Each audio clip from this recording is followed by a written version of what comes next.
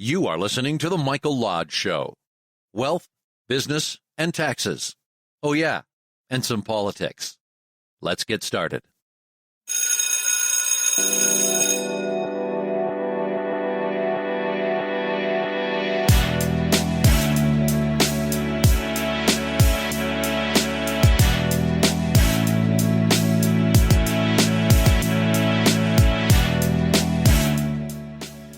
So finally, it's the end of the week. This has been a long week. It's been a week where a lot of things have happened. Things that we don't like, things that we were kind of questioning, things that just kind of bug us. This has been a buggy week.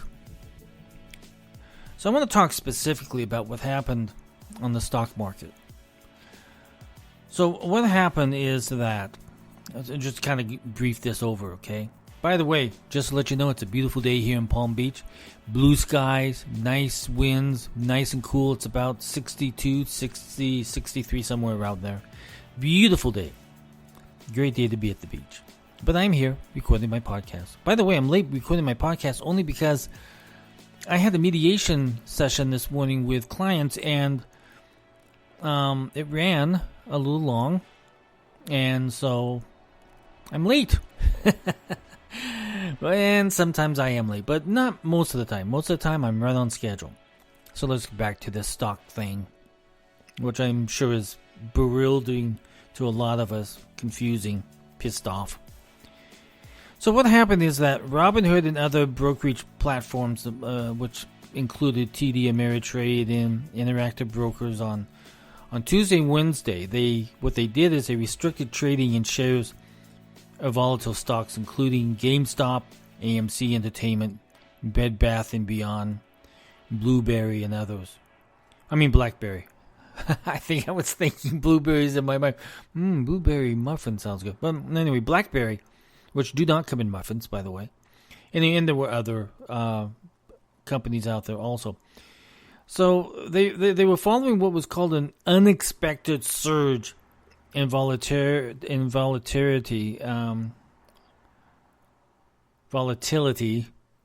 if I can say my words right. And they saw this surge, and so they shut off trading. And they shut off these companies. And the way people knew is on the popular Reddit, Reddit message board, and also Wall Street bets. So all of a sudden, these companies begin to cut off the surge. And the reason why is because those known as hedge funds who bet against these companies were losing money. Billions of dollars. And they didn't like it. So these houses began to shut them off. Why did they shut them off? Well, let me tell you something. If you're in the investment world, and if you can't handle your bets, if you can't handle your investments, get out of it. Don't do it. And don't blame it on other people. There were stock buyers out there, stock traders, who were buying up this stock very heavily, and they wanted more and more of it, and it drove up the price on these companies. And those that had bet against them were losing money. So we have a question. One, and what's in my mind at the moment is that, again, here we have these online trading companies playing God and censoring the buying activity of their investors, of those who want to invest. Now, who are they to say that they should not invest in this company? They don't have any right. I would like to know what the legal right is. What does the SEC say about companies shutting down trades? And that's really where this question should be asked. Not of the White House, not of Congress, because if it goes to the White House, it would just become political. If it goes to Congress, it will just become political. And once again, we'll be hearing the stirring of the pot and more regulation and more other stuff, when we already have the laws in place to protect the stock buyer and the consumer. We have those laws in place. But I don't think what we've addressed, and the SEC needs to address this, can a company, online trading company, cease the sale of stock in any company without legal confrontation or confirmation with the Securities and Exchange Commission. And I think the SEC, hopefully they haven't, but I don't know if they do, needs to adopt a standard operating procedure on when a stock should be shut down. But in this situation, what we have is hedge funds thinking that they're going to lose billions of dollars because they bet against these stocks, and all of a sudden they see the stocks going up. So now the hedge funds are upset and start calling these online investment companies. So what is the relationship with these companies with hedge funds? That is the question. So SEC has a responsibility, not the Congress, because, listen, we have the rules in there already. The rule of law is in there. We just need to apply them. An investigation needs to happen. An inquiry needs to happen. The look of what these companies were actually doing needs to be looked at by the SEC because that's their responsibility. So we have to hold the SEC's feet to the fire.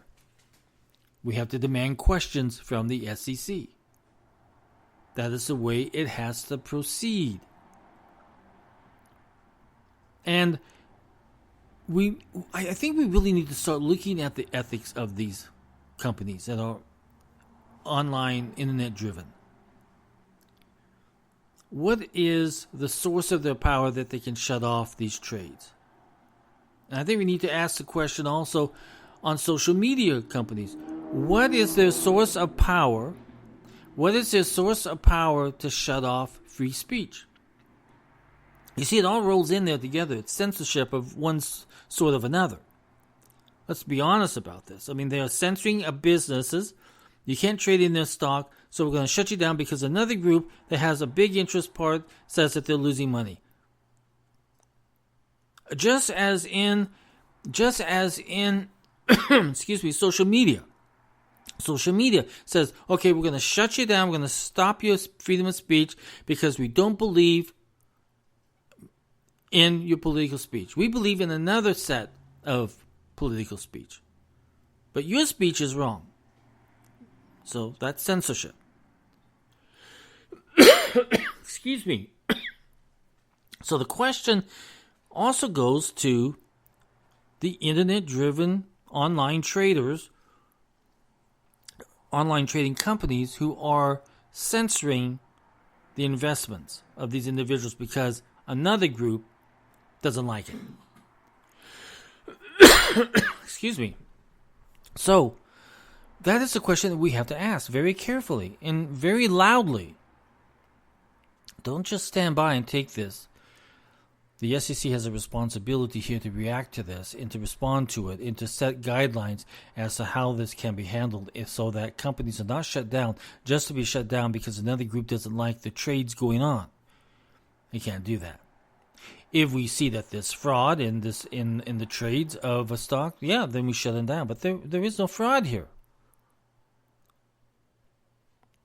So we have to look at this very carefully and let your voice be known to the SEC that something has to be done. Censorship is really getting rampant here based upon what other people think should be done. Social media, other people think that you can only say this, but you can't say another thing. That's censorship. In this situation, you have these investment houses or online trading companies saying, no, you can't invest in this company because this other group says, no, it's not good. They're losing money at it, so they don't like that. I'm sorry, it's trade. It's an investment. Hedge fund is an investment. They are betting against something else. They're not betting for the company, they're betting against something else happening. People have made billions and billions of dollars on betting against the mortgage industry when it was bad because that's what they do. They bet against the success of something. So we have to monitor exactly what hedge funds are all about. There has got to be some guidance from the SEC on how hedge funds need to operate, and that if they are unable to make the investments, if they're unable to cover their investments, they should not be making the investments at all, or risking the funds that are placed there for investment. If they can't do it, then get out of the business. I, as a taxpayer, I'm not going to cover you for your bad investment, for the risk that you took on other people's money. I'm not going to cover you as a taxpayer. I'm telling you that right now. I will raise a stink if that is even mentioned in Congress. Hedge fund operators, know what you're doing. Be a little bit smarter here. Because we're watching you now. Because you have failed miserably in the last 2 days. So we're going to watch you very carefully. We're not gonna bail you out. You got to bail out back when we had other financial problems. We're not going to do it any longer based upon your bad decision-making process. If you have to go under, you have to go under. The weak die off. The stupid die off. You're responsible on the investors who have put money into your hedge fund to make good investments. I don't even know if betting against a company going bad is really an investment. That is just a plain out Las Vegas gamble. So we have got to watch this very closely. We have got to we've got to pay attention to what these hedge funds are doing. And the relationship with these hedge funds with the online investment apps. We've got to watch them very closely. Hedge funds do not have the ability to shut down other people's investment activity. They don't. And if that's what has happened in this situation, then the SEC needs to act very quickly, because it's going to happen again, again, and again. Especially when you have these startup companies starting up or new IPOs going out. People are going to continue to bet against the success of this company making it. So, that is what basically happened in the last 2 days. So, for Congress to get involved, no, just sit in your seats and worry about COVID. I mean, just sit in your seats there and just twiddle your thumbs, because you're not going to do anything that makes anything better in the investment world. We have the laws in place at the moment. Let's use them. We need to make adjustments on online activity. We need to look at that very carefully and make some adjustments and make some suggestions on what needs to happen in that activity. Freedom of speech, yes, Congress should look at that. If people are being censored based on politics, then something needs to happen. Or the American people need to deal with it and say, okay, fine, we're no longer going to deal with you guys because we don't trust you. We think that our data is being stolen. In fact, the question now in the last few days is, how valuable is your personal data on social media? These companies are using your data, your personal information, to attract other people to sell you something. So how valuable are you on social media? A lot. Your value is a lot. If you were not there, they would have no value. That company would not have any value. In fact, I'm even wondering whether or not, if you really want to talk about ethics, if a company is censoring individuals or companies or politicians or whoever they may be, if you are censoring them, how viable are you as an ethical company? That is the biggest question of them all. If you are going to censor your investors, how viable are you as an ethical company? And if people in this country are not asking that question, are they acting ethically? And if the answer is no, then why are you still dealing with those companies?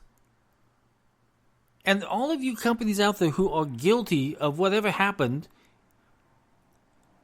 You should be asking your question inside of your companies, on the board of directors on down, how ethical is your company? Are you providing your people with ethical guidelines? Do you have companies or individuals within your company who are monitoring the ethics of your company?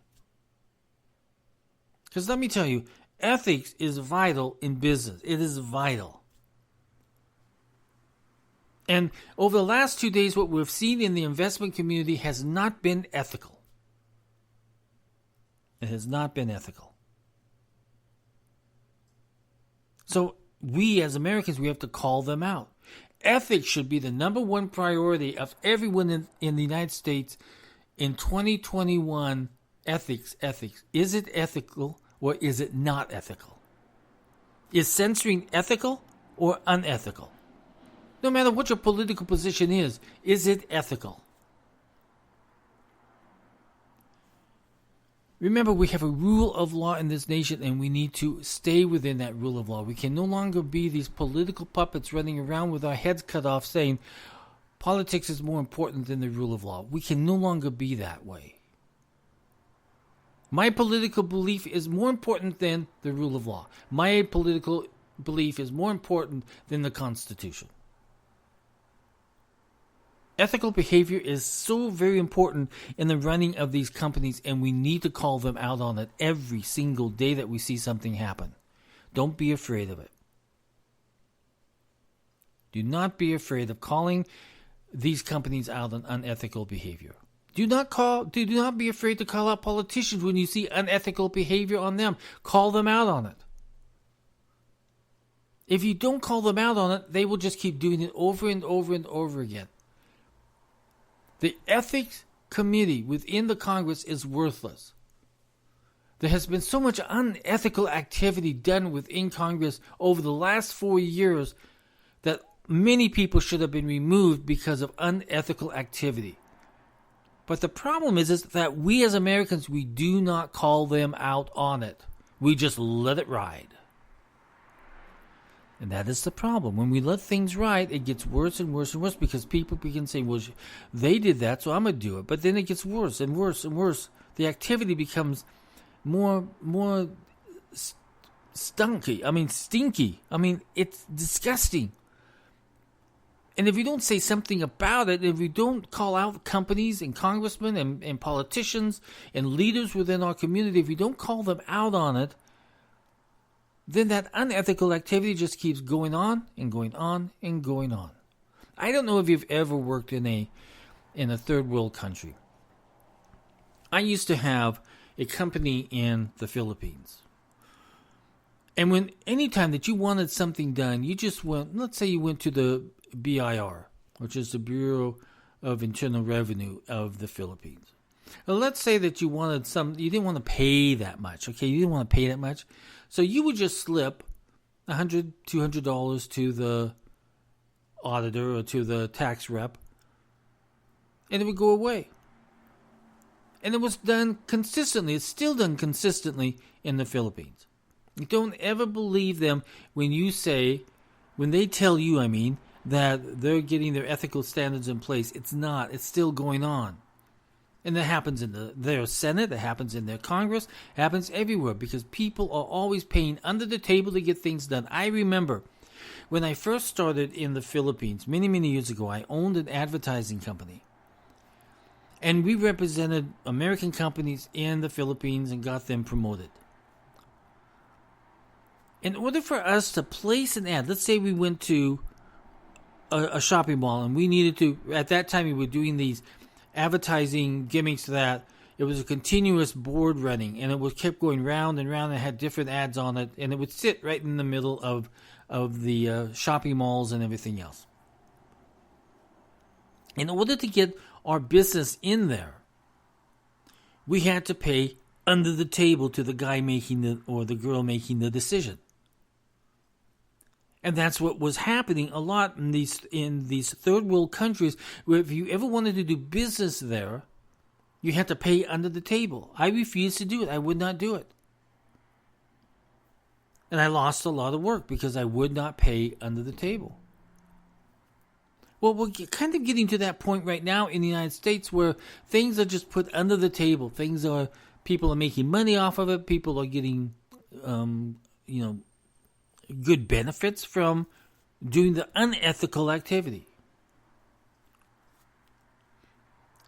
So, and it grew rampant within the Philippines. Every single industry, every single bank, every single hospital, every single government agency, we're all doing this under the table thing. Trying to get something through under the table. It happened time after time and time again. That's why people love to go into Congress and in the Senate in the Philippines, because they make so much money under the table. Getting special deals, special consideration under the table. So when you've worked in a third world country and you've seen this going on, and you see that it's so rampant and people keep complaining about it, but nothing is ever done, that's the same thing that's what's happening in the United States at the moment. We see all this unethical activity going on, but nothing ever gets done. And so then the American people get frustrated. And they're frustrated because they can't get an action out of the government to step down and get this unethical activity out. Punish the unethical activity. And so it just keeps going on and on and on. And those in power know this, and so they stay very strong in supporting the old ways. They don't want to do it the right way, they do it the old ways. So when I see this, and I've had this experience in third world countries and doing business there, and trying to fight the bucket all the time, it becomes very frustrating. That's why I no longer invest in the Philippines, because I just felt that it was no longer a viable country that I as an American can work in.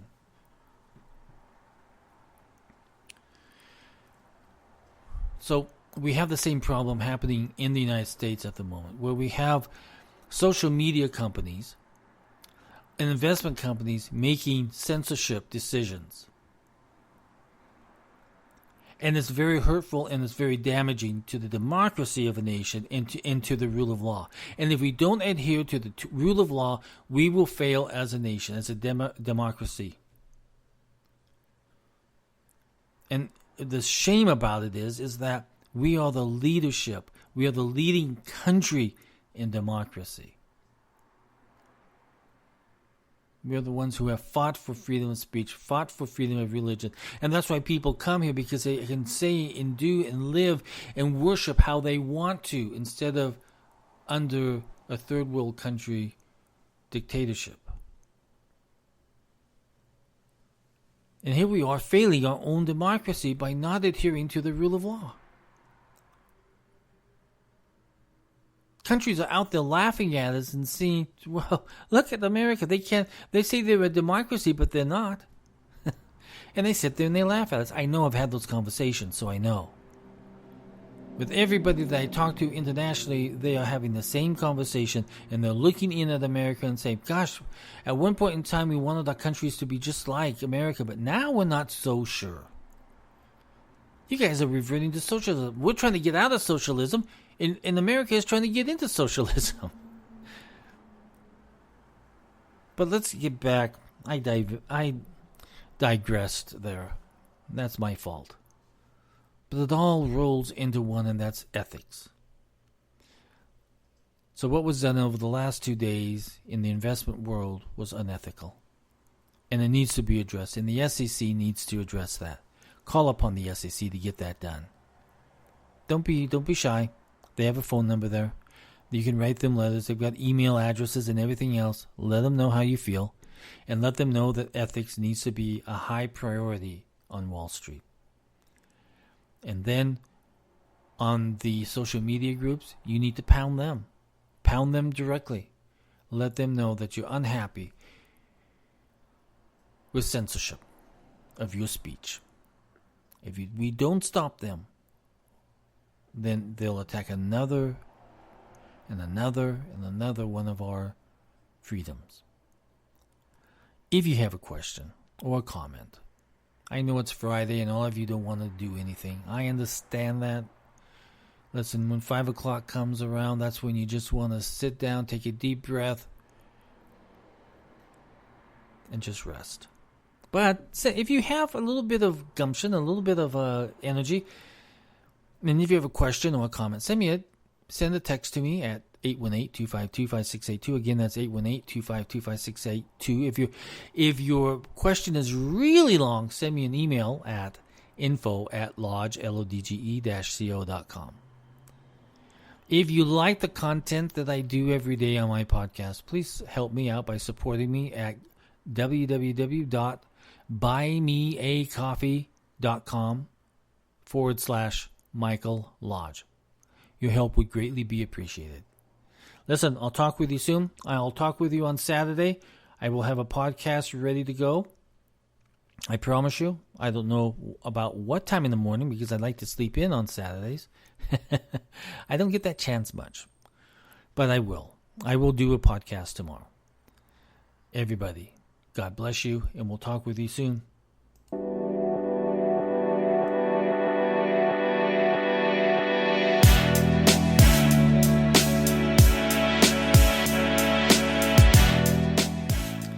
This podcast is produced by Michael Lodge, fully focused on content.